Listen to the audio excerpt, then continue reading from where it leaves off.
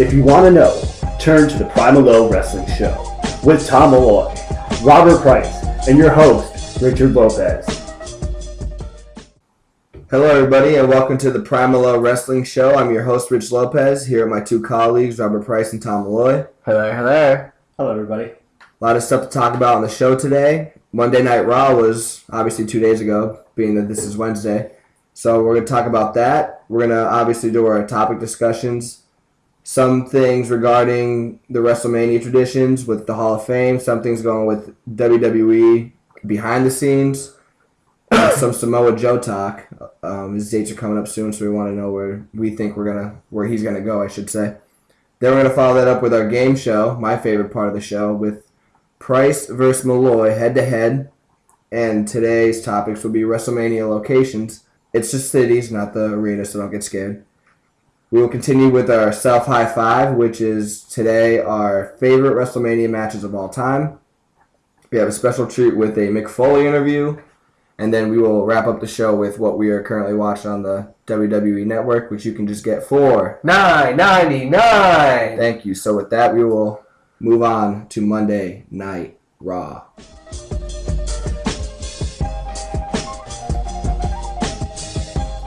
So Monday Night Raw took place 2 days ago, and pretty monumental. Sting debuted, helped out Orton when he was going against the Authority. But I'm sure you guys liked other segments, so what did you guys like? What did you guys not like? Malloy, I'll start with you. All right, we're watching Monday Night Raw. I really did like the whole thing with Sting and Orton. Really brings some stuff to that storyline, what's going on there. Kind of intertwines both of them, which is great. I also like the Wyatt's promo on The Undertaker. He's doing a great job doing this whole story by himself, more or less. And I really didn't like the Cena contract signing. I thought it was kind of dumb. I agree. This kind of boring, that match in general. So really the hype up for it? Yeah, that's one match I'm really not looking forward to. I think at the end he's going to get the belt and squash Rusev. You think so? Yeah. Okay. How about you? What'd you like? What'd you not like? I kind of didn't like the Bray Wyatt promo because I felt as though that he should have came out to the ring and cut another one.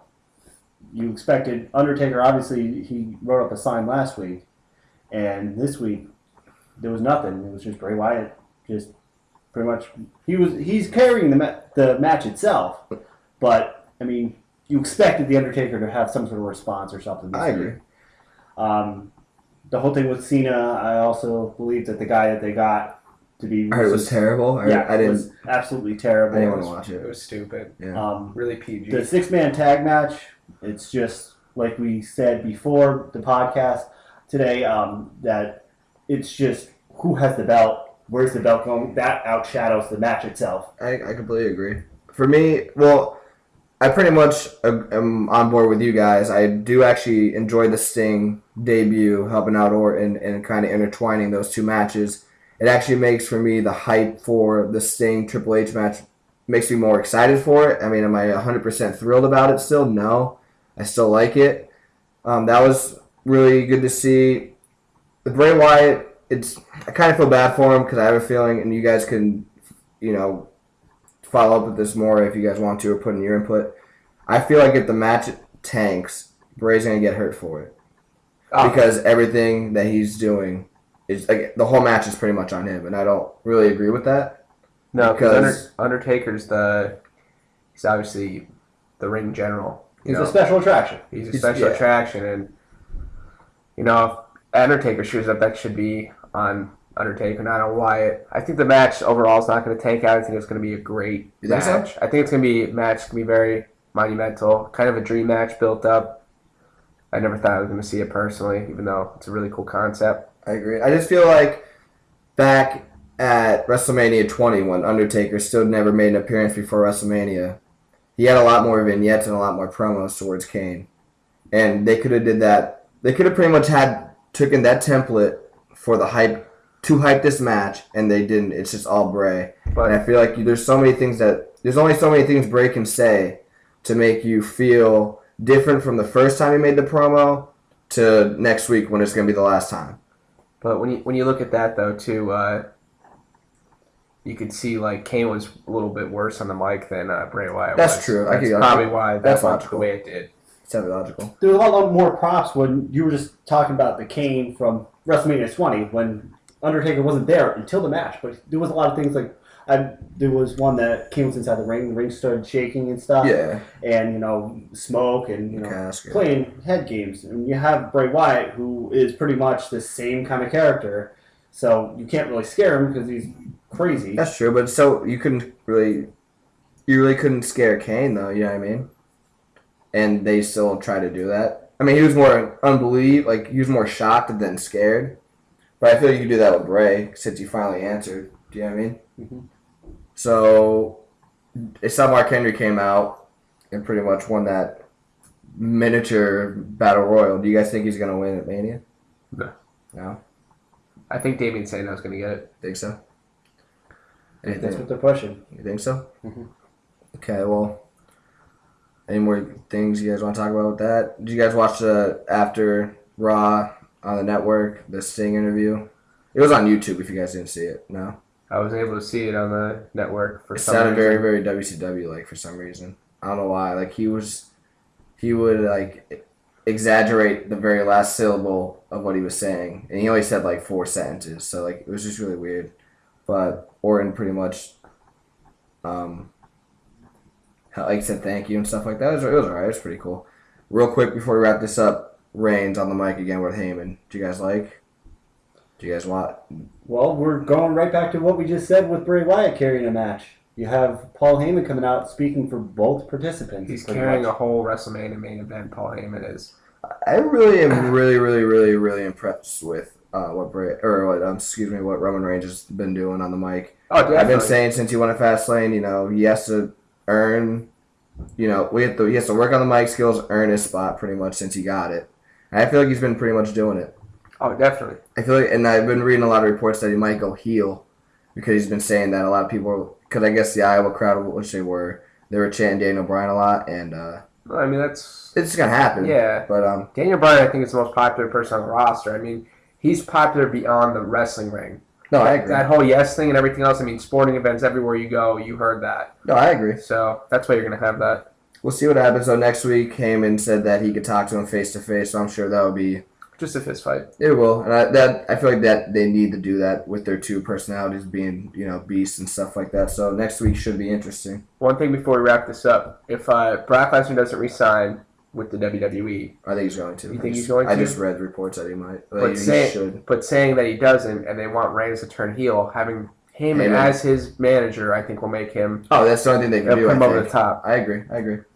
But we'll see what next week has in store for the go-home edition of Raw for the biggest event of the year. So moving on from Raw to our weekly topic discussions.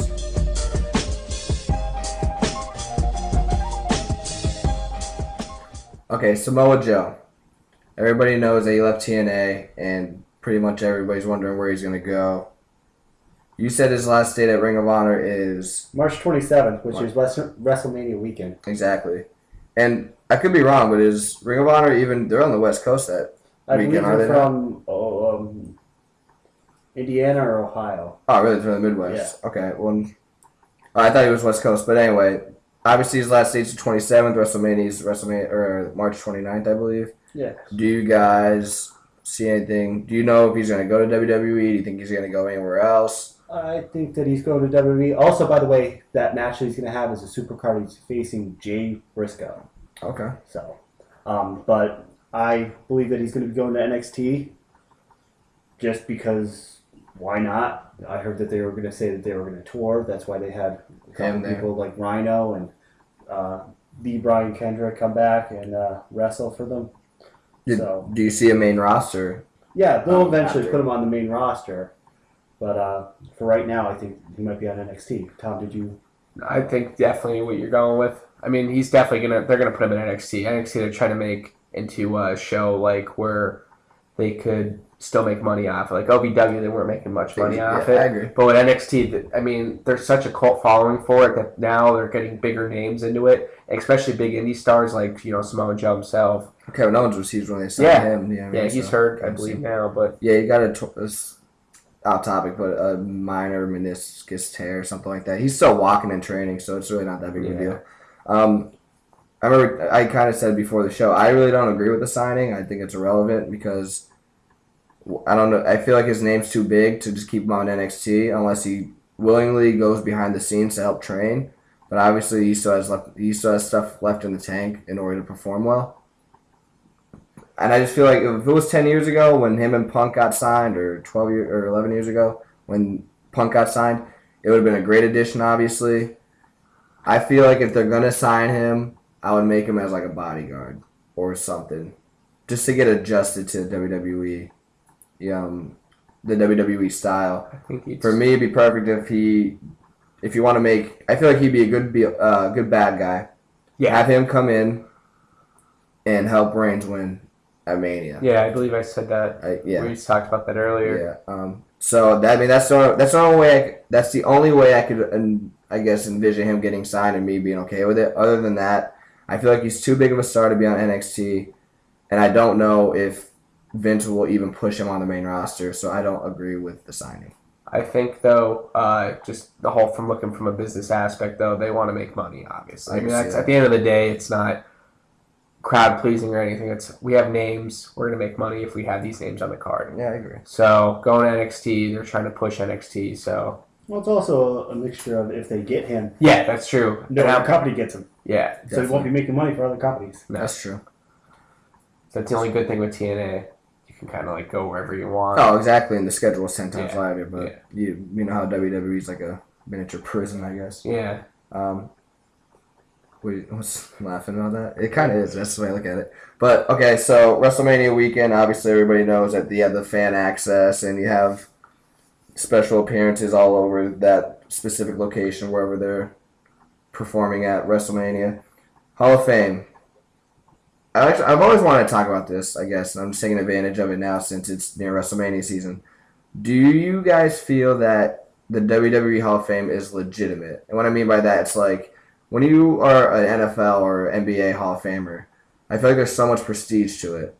But for me, if I hear somebody's in the WWE Hall of Fame, you're just like, eh. So do you guys feel that way? Like, say you really didn't watch wrestling or whatever, and I come up to you and I go, hey, Hulk Hogan to the Hall of Fame. Well, that's actually a bad example because he's actually very, very popular. Say Coco Beware. Say Coco Beware's in the Hall of Fame. Good call. What do you say? Like, oh, he must have been really good? Or you'd be like, or would you just be like, okay, well, it's a made-up Hall of Fame? Well, the thing I think of is, you guys both know I'm not the biggest football, basketball fan. No, I know. Or wrestling fan. And if you're going to say someone like Donovan McNabb going into the Hall of Fame for football, I know that name because I've heard over time he's a good football player. Yeah. But as a huge wrestling fan, I'd be like, if I saw someone like, personally I think Steve Austin went in the Hall of Fame a little too early. Really? Yeah. What? That's crazy. I think like the Hall of Fame should become more of like down the line. Like look at Macho Man, look at Hogan. Hogan wasn't in the Hall of Fame till like 2000. He was in the same class as Austin, wasn't he? No, you got Austin was in 25, and Hogan was at 21. Yeah, WrestleMania 21. But here's my thing with that. Hogan didn't wait forever because Hogan was a wrestler in 2002 and 2003. That's true, yeah. Waited a year, pretty much, and got in at 2005. Hey. Austin, I think the reason why they waited so long is because they've been trying to get him to do one last match. They still might next year, but I'm saying yeah, they were trying to get him all those years, and it just so happened that WrestleMania 25 was in Texas. Because look at Michaels. He retired at 26, got inducted at 27. Look at Edge. Retired in 27. That's right another the day one. after the rest of 27. Got inducted at 28. I think he should have went Christian. Do you guys think the celebrity wing hurts it? Yeah, I think because, you have people like Drew Carey, Pete Rose. Go ahead, Preston. I'll strike that with, you have people like Mike Tyson, who he's going in this year. Blew up wrestling for WrestleMania. He's not going in this year. Schwarzenegger's going in this year. Mike Tyson was already in there. Oh, yeah, no, I know. But, Yeah, when he was going in, he blew up WrestleMania 14. That's what I was actually going to get at. I completely agree with you. At first, I was actually really against it. But here's my thing. The reason why there's still wrestling this popular is because of WrestleMania. WrestleMania 1. What made WrestleMania 1 so popular was that it was a mix of entertainment and wrestling. So you had actors, you had musicians. Like Mr. T, he belongs in there. Do you think so? Mr. T, Mr. T. Cyndi Lauper. They all do. No, they're at WrestleMania 1, but Holly's not in it, and neither. Well, Cyndi Lauper, I think. But all those guys, yeah, they're relevant to it. Like guys like Pete Rose, Drew Carey. What are we going to see Wiz Khalifa in there in 5 years? Like that's just it's irrelevant. No, a musical guest. I mean, that's just how it is. No, I agree, but okay, so you think the celebrity wing hurts it.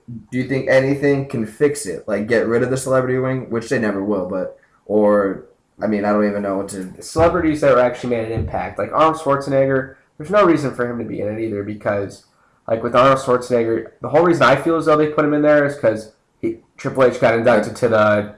What is it? International Fitness Hall of Fame or International Sports Hall of Fame. And Schwarzenegger is probably a big funder in that. They're like, oh, well, you know, Schwarzenegger scratched my back. I'm going to scratch his... It's just how the business field works. Yeah, That's what it is to me. Do you think it's legitimate? I know you're stuck up for the celebrity wing. Price, do you think I think in certain parts they are, but I mean, like, Drew Carey was in one Royal Rumble, and he went into the celebrity wing of the Hall of Fame. No, I agree. Like, I feel like if you're a celebrity, you need to put in multiple amounts of effort in order to be in it.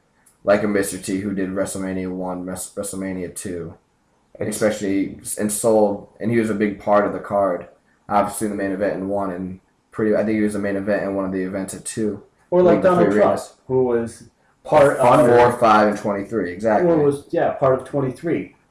Drew a bunch of publicity from that, and it showed it with the buys. No, I completely agree. And you'd also, I think, would make the Hall of Fame. I believe it though, as like a professional wrestling standpoint. I believe it is legitimate. But to make it 10 times more legitimate would be if it had a location, like a legitimate location. Physical location. That's not just say here's a ring and a plaque. You're in the Hall of Fame. And then here's my thing too with that, because I remember reading a couple years ago that Shane McMahon was looking to fund a building, or they were going to get funded a building in Orlando, and I really don't agree with that because I think WCW territory, man. I don't know if it's Florida Championship Wrestling. Yeah. But my thing is that no matter where, like whoever wants to fund it, it has to go in Northeast. That's the origins. That was the territory. Exactly. Back in the 60s and 70s, the regional WWF or WWF or WWE was in Northeast. It was mainly in New York, obviously.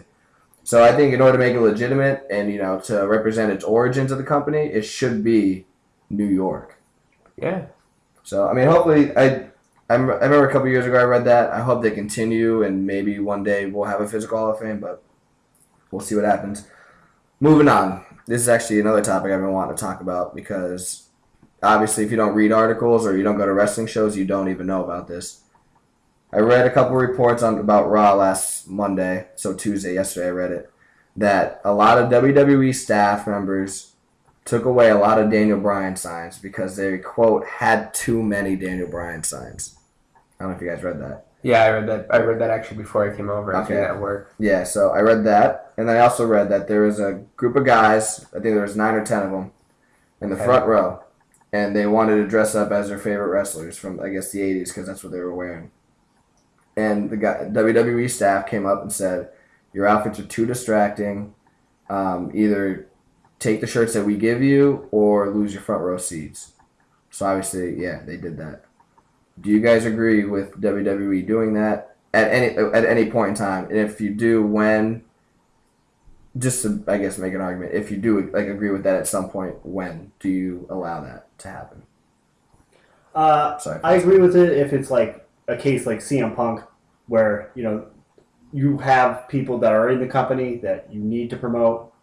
With the whole Daniel Bryan sign thing, I don't agree with that. You definitely should. I mean, this is a guy who's was white hot. Now he's still hot. Exactly. And they're shoving Roman Reigns or whatever they want to shove down their throat. Exactly. Do you think that they would take those signs away if they were John Cena or Roman Reigns? No, they would love it if it was John Cena signs. John Cena is probably the most hated wrestler right now between the people ages 14 to Roman Reigns because they're forcing it. Obviously. Yeah, and Roman Reigns too, because we're old enough, all of us as wrestling fans, to take it as, this is what they want us to like, but we should like what we want to like. Exactly. Like we liked Austin because we liked Austin. We liked. It wasn't forced to us. No, none of those guys were forced us. But they forced guys like Hogan back then and stuff, and they're trying to redo that. And I feel as though they took away from that kind of stuff because they were in a competition with WCW at that point. No, I agree.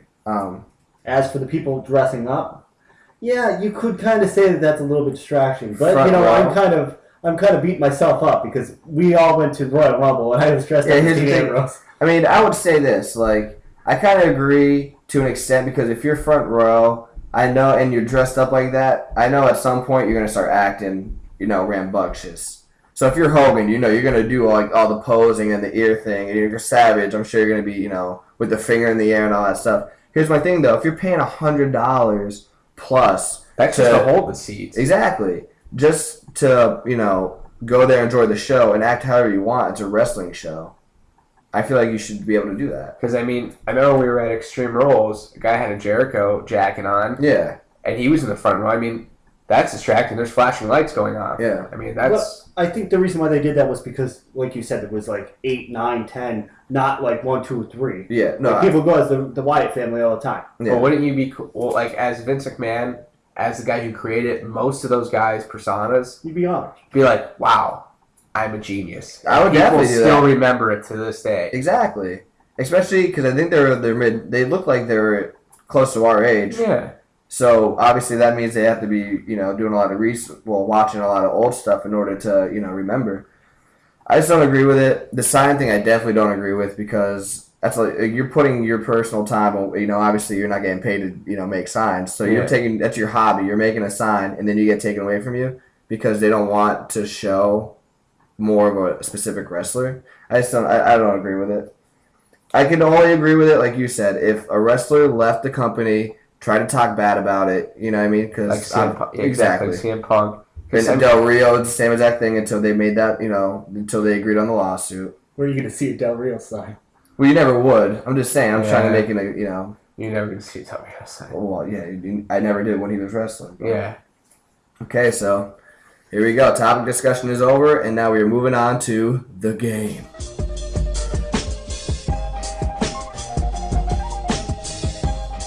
Okay, game time. This week, WrestleMania locations. I have a question before this game starts. Does my victory still count from last time?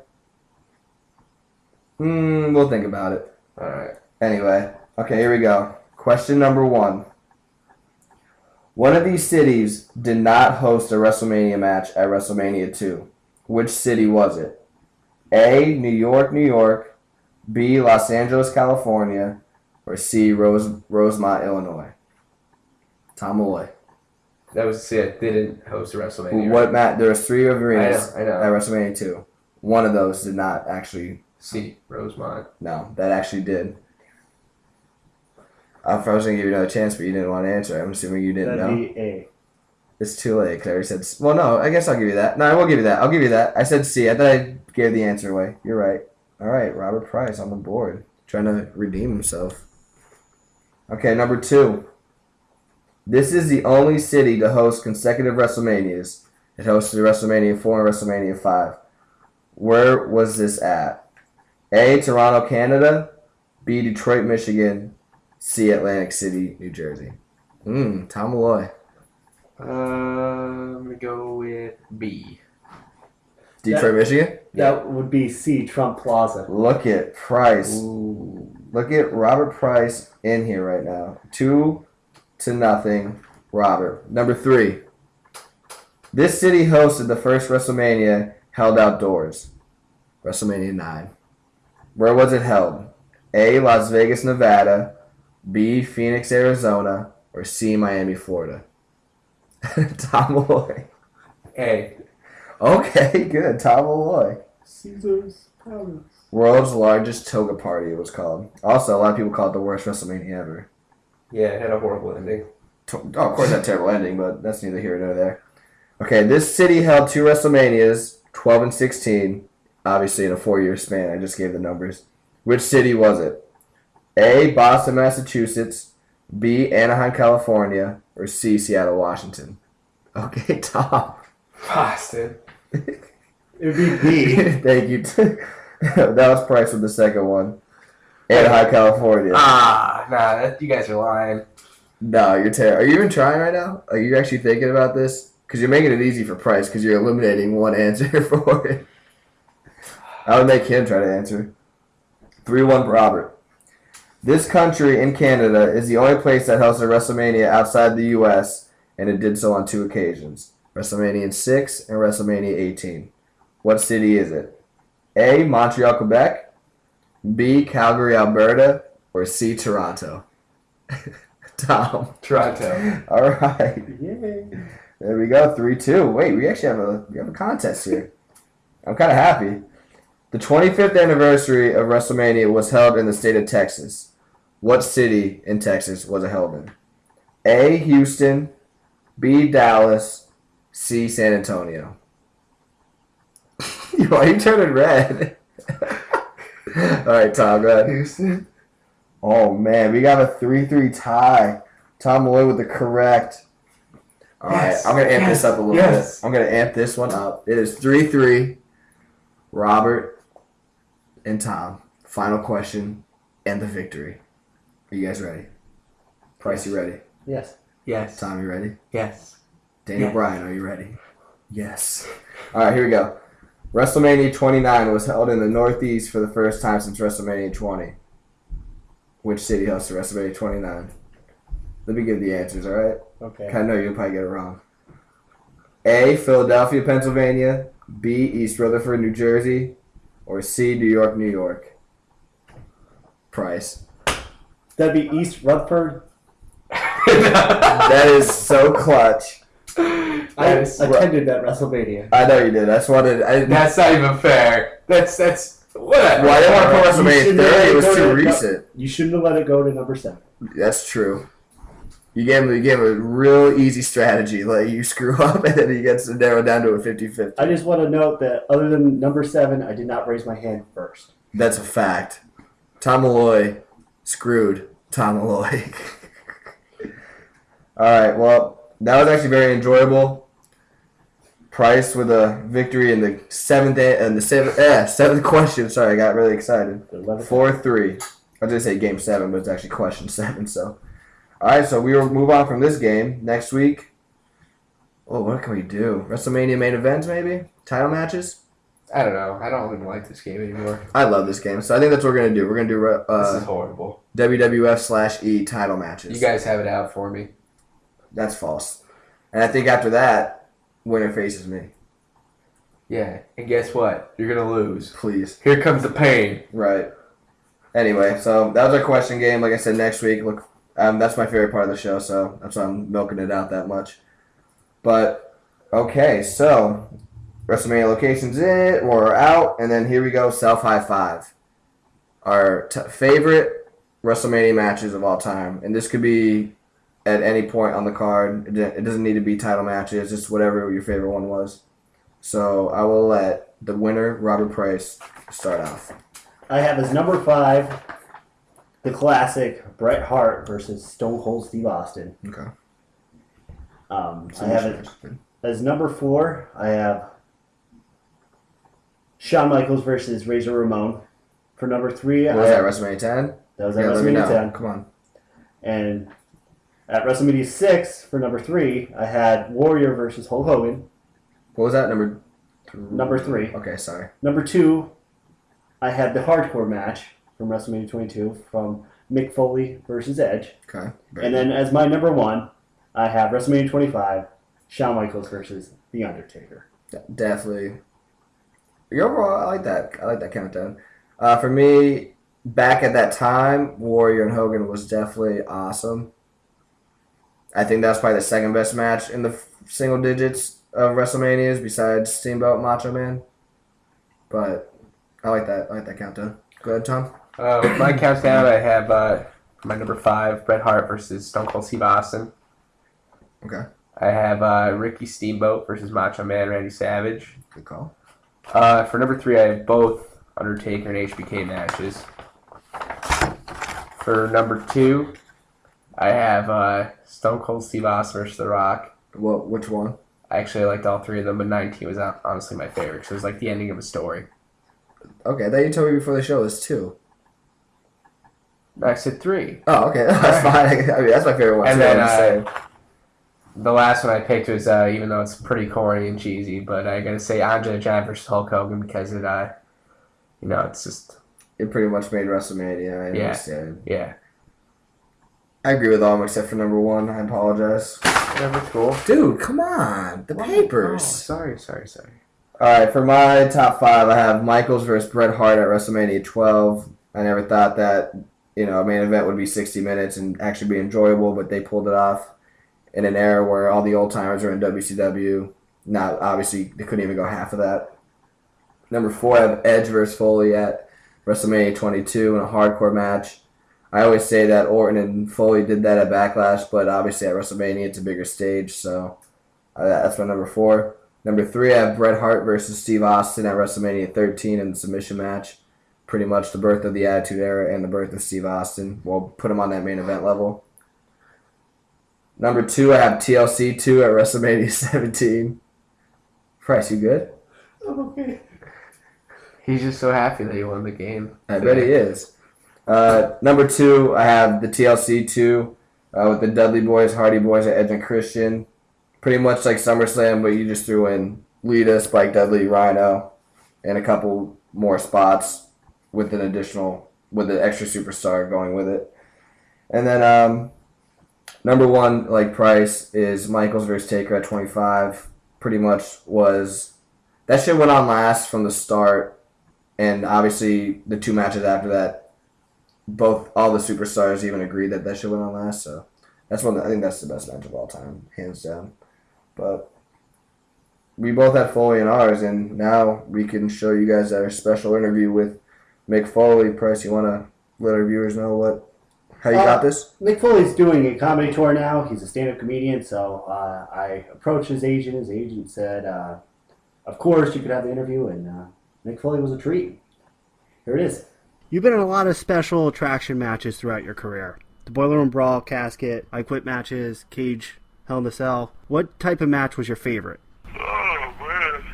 I was I specialized in the Falls Count Anywhere match for a long time. I would try to really scout out the area and, find, cool things to use during the course of my match. And they were really very physical matches in the early 90s. As I got older and more banged up, then I'd try to make them more creative, and that's where things like the salad tongs would come in. You can apply a pair of salad tongs, in creative body parts, and really get some good visuals without taking a backdrop on the concrete floor, which is no fun. Once you hit your 30s, but I enjoyed those type of matches, because you could do back when I was a younger, tougher man, you could do regular moves, but just do them on the concrete and bring a whole new sense of realism to them. And then as I got older, it was wow, I can create fun stuff, really cool stuff, and come up with imaginative ways of going for pinfalls in different parts of the building or even outside the building in some cases. If you didn't leave WCW, who would you have loved to do a program with everybody that was jumping from WWE or WWF at the time to WCW? Well, the one guy I never got to wrestle was Hogan. When I left WCW, I left WCW shortly after he came in '94, and our careers crossed paths a few times, even in total nonstop action, and we just never got a chance to do the match. I wish I'd done that just so I could say I did. I guess I could say I did, but I technically wouldn't be lying about it. All right. I very much appreciate it. All right, but remember, I'm going to take that poll. So we're going to take a show of hands, and I have jotted down your address already, and if there are no college fans there on Wednesday morning, you can expect a knock on your door early and a meeting. Will I get Mr. Sacco at least? Sure, why not? All right, well, at least that'll be okay. All right, listen, man, thanks for your time. I appreciate it, and I really do hope some of the guys listening to the stage will give it a chance. Honestly, I wouldn't wake up nearly this early unless I really believed in the shows. So I hope people will venture out there and take a chance. All right, thank you very much. All right, have a nice day. Okay, I hope you guys enjoyed that interview.